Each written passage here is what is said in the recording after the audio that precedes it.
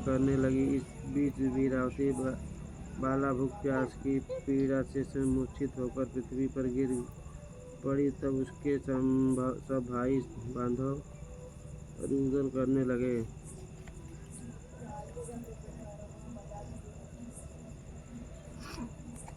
फिर वीरावती का मुग्ध होकर पंख से हवा करके उसके ढांढस बांधने लगे कि अब चंद्रमा उदय होने की वाला है। उसका एक भाई चिंता युक्त होकर एक महान वट वृक्ष पर चढ़ गया। बहन के प्रेम से दुखी भाई ने जलती हुई लुकारी लेकर चंद्रमा के उदय होने का बहाना कर दिया। वीरावती ने चंद्रमा का उदय और दुख का त्याग करके विधि विधान से अर्घ लेकर भोजन कर लिया। इस प्रकार व्रत के दूषित हो जाने के कारण उसका पति मर गया।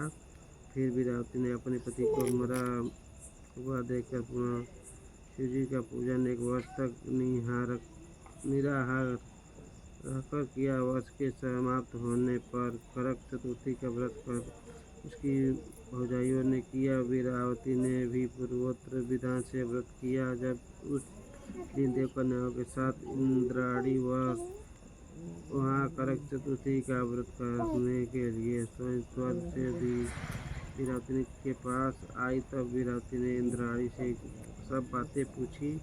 वीरावती ने कहा, मैं करक चतुर्थी का व्रत करके अपने पति के घर आई तो मेरे पति मृत्यु को प्राप्त हो चुके थे। मैं नहीं जानती कि किस पाप के कर्म से मुझको यह फल मिला है।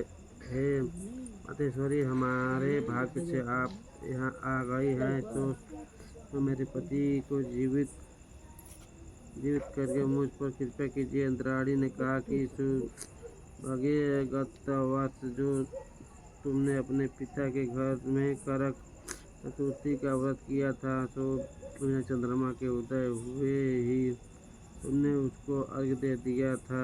उसी से व्रत दूषित हो गया और तुम्हारा पति मृत्यु का प्राप्त हो गया। अब तुम यत्न के साथ इस करक चतुर्थी का व्रत करो।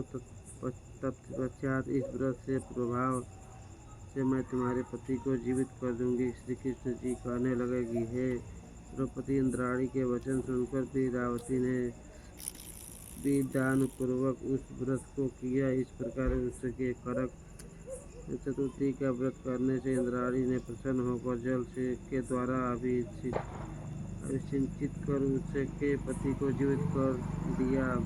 वह देवता के समान हो गया। उसके पश्चात वीरावती अपने पति के साथ घर आकर आनंद पूर्वक रहने लगी।